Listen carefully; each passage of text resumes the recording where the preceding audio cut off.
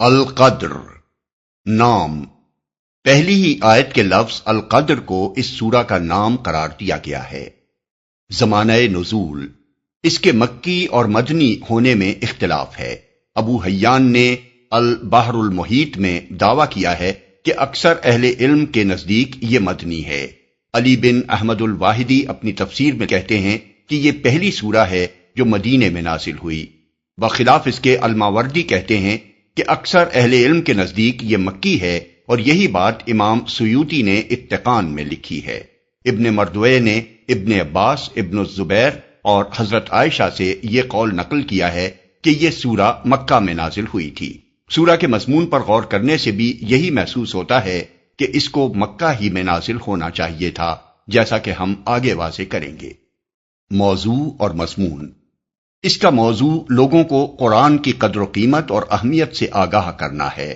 قرآن مجید کی ترتیب میں اسے سورہ علق کے بعد رکھنے سے خود یہ ظاہر ہوتا ہے کہ جس کتاب پاک کے نزول کا آغاز سورہ علق کی ابتدائی 5 آیات سے ہوا تھا، اسی کے متعلق اس سورہ میں لوگوں کو بتایا گیا ہے کہ وہ کس تقدیر ساز رات میں نازل ہوئی ہے، کیسی جلیل القدر کتاب ہے، اور اس کا نزول کیا معنی رکھتا ہے۔ سب سے پہلے اس میں اللہ تعالیٰ نے فرمایا ہے کہ ہم نے اسے نازل کیا ہے، یعنی یہ محمد صلی اللہ علیہ وسلم کی اپنی تصنیف نہیں ہے، بلکہ اس کے نازل کرنے والے ہم ہیں۔ اس کے بعد فرمایا کہ اس کا نزول ہماری طرف سے شب قدر میں ہوا ہے۔ شب قدر کے 2 معنی ہیں اور دونوں ہی یہاں مقصود ہیں۔ ایک یہ کہ یہ وہ رات ہے جس میں تقدیروں کے فیصلے کر دیے جاتے ہیں، یا بالفاظ دیگر یہ کوئی معمولی رات عام راتوں جیسی نہیں ہے، بلکہ یہ قسمتوں کے بنانے اور بگاڑنے کی رات ہے۔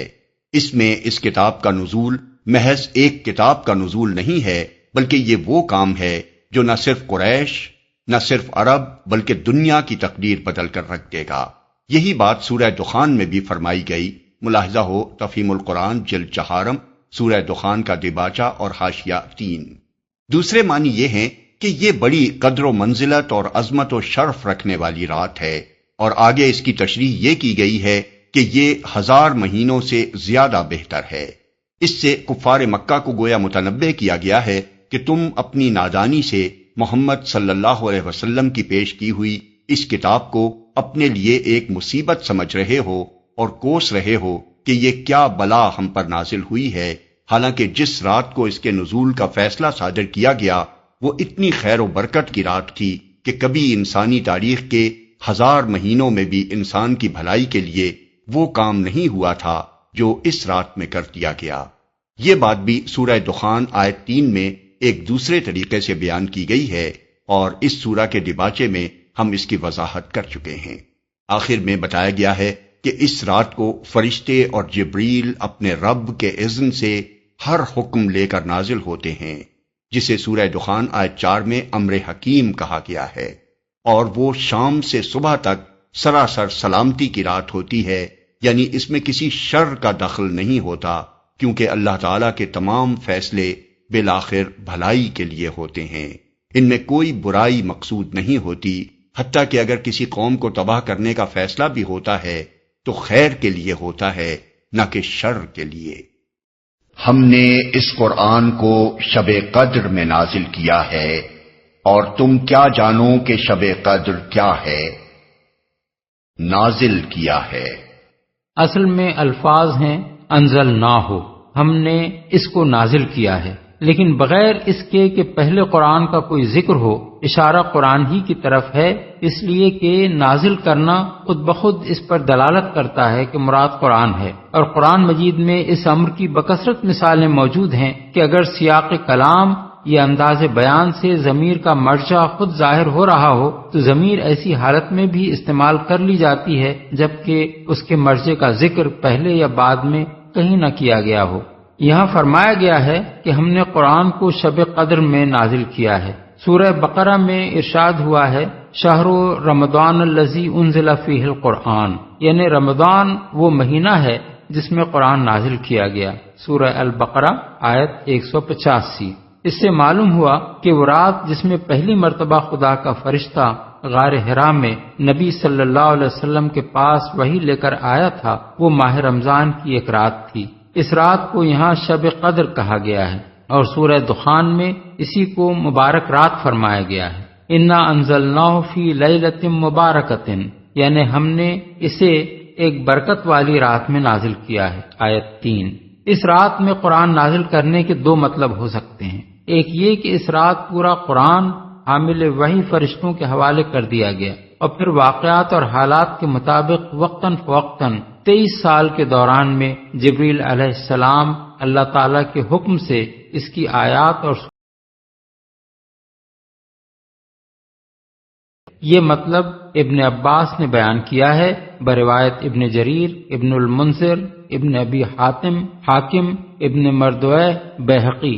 دوسرا مطلب یہ ہے کہ قرآن کے نزول کی ابتدا اس رات سے ہوئی، یہ امام شعبی کا قول ہے، اگرچہ ان سے بھی دوسرا قول وہی منقول ہے جو ابن عباس کا اوپر گزرا ہے بحوالہ ابن جریر۔ بہرحال دونوں صورتوں میں بات ایک ہی رہتی ہے کہ رسول اللہ صلی اللہ علیہ وسلم پر قرآن کے نزول کا سلسلہ اسی رات کو شروع ہوا اور یہی رات تھی جس میں سورہ علق کی ابتدائی 5 آیات نازل کی گئیں۔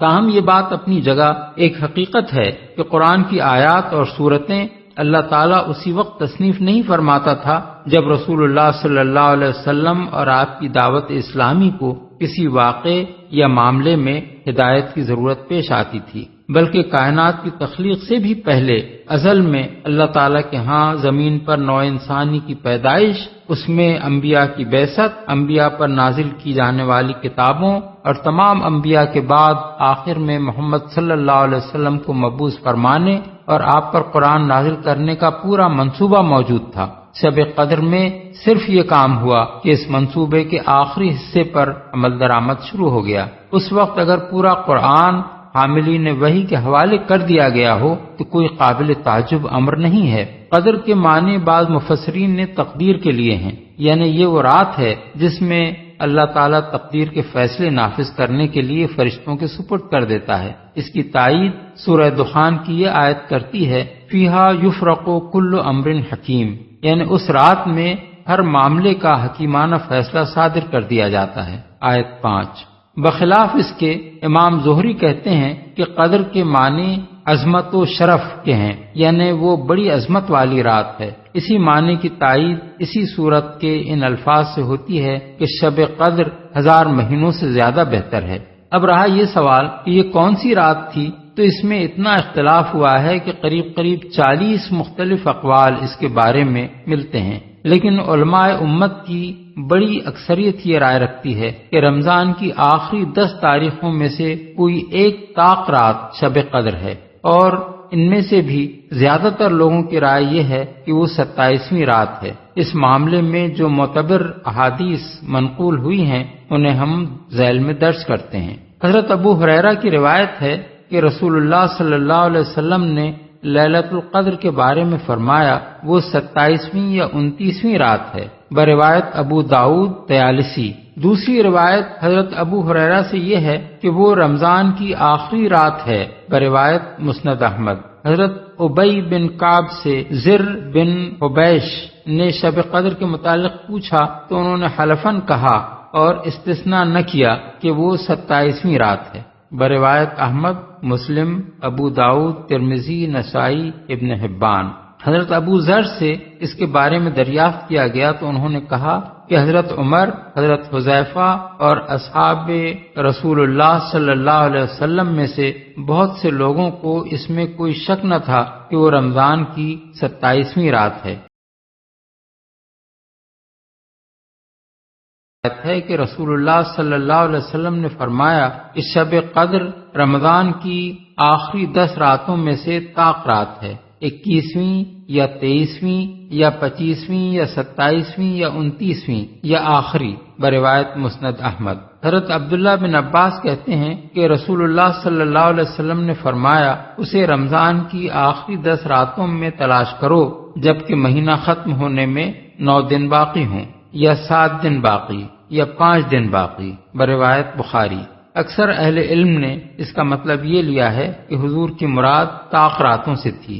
حضرت ابو بکرہ کی روایت ہے کہ 9 دن باقی ہوں، یا 7 دن یا 5 دن یا 3 دن یا آخری رات، مراد یہ تھی کہ ان تاریخوں میں لیلۃ القدر کو تلاش کرو، بروایت ترمذی اور نسائی۔ حضرت عائشہ کی روایت ہے کہ رسول اللہ صلی اللہ علیہ وسلم نے فرمایا کہ شب قدر کو رمضان کی آخری 10 راتوں میں سے طاق رات میں تلاش کرو، بروایت بخاری، مسلم، احمد اور ترمذی۔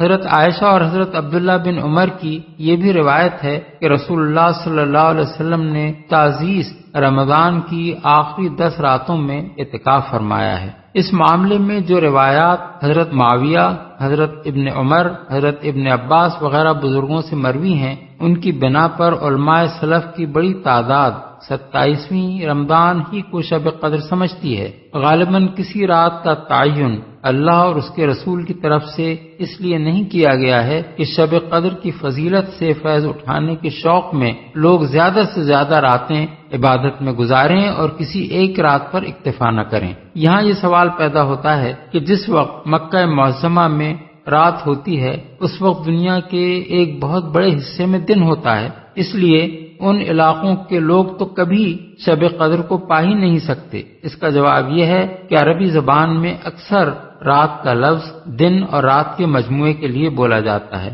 اس لیے رمضان کی ان تاریخوں میں سے جو تاریخ بھی دنیا کے کسی حصے میں ہو اس کے دن سے پہلے والی رات وہاں کے لیے شب قدر ہو سکتی ہے۔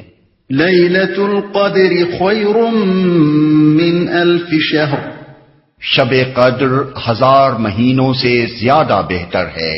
مفسرین نے بالعموم اس کے معنی یہ بیان کیے ہیں کہ اس رات کا عمل خیر 1000 مہینوں کے عمل خیر سے افضل ہے جن میں شب قدر شمار نہ ہو۔ اس میں شک نہیں کہ یہ بات اپنی جگہ درست ہے اور رسول اللہ صلی اللہ علیہ وسلم نے اس رات کے عمل کی بڑی فضیلت بیان کی ہے۔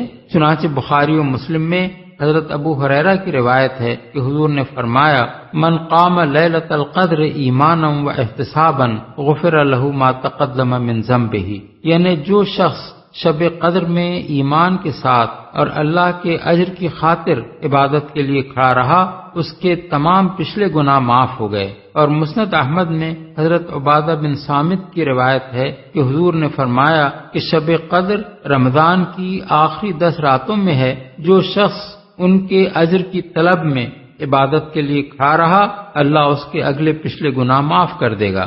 لیکن آیت کے الفاظ یہ نہیں ہیں کہ العمل فی لیلۃ القدر خیر من العمل فی 1000 شہر، یعنی شب قدر میں عمل کرنا 1000 مہینوں میں عمل کرنے سے بہتر ہے، بلکہ فرمایا یہ گیا ہے کہ شب قدر 1000 مہینوں سے بہتر ہے، اور 1000 مہینوں سے مراد بھی گنے ہوئے 83 سال 4 مہینے نہیں ہیں، بلکہ اہل عرب کا قاعدہ تھا کہ بڑی کثیر تعداد کا تصور دلانے کے لیے وہ 1000 کا لفظ بولتے تھے۔ اس لیے آیت کا مطلب یہ ہے کہ اس ایک رات میں خیر اور بھلائی کا اتنا بڑا کام ہوا کہ کبھی انسانی تاریخ کے کسی طویل زمانے میں بھی ایسا کام نہ ہوا تھا۔ فرشتے اور روح اس میں اپنے رب کے اذن سے ہر حکم لے کر اترتے ہیں۔ وہ رات سراسر سلامتی ہے طلوع فجر تک۔ روح سے مراد جبریل علیہ السلام ہیں جن کے فضل و شرف کی بنا پر ان کا ذکر فرشتوں سے الگ کیا گیا ہے۔ حکم لے کر اترتے ہیں، یعنی وہ بطور خود نہیں آتے بلکہ اپنے رب کے اذن سے آتے ہیں، اور ہر حکم سے مراد وہی ہے جسے سورہ دخان آیت 5 میں امر حکیم یعنی حکیمانہ کام کہا گیا ہے۔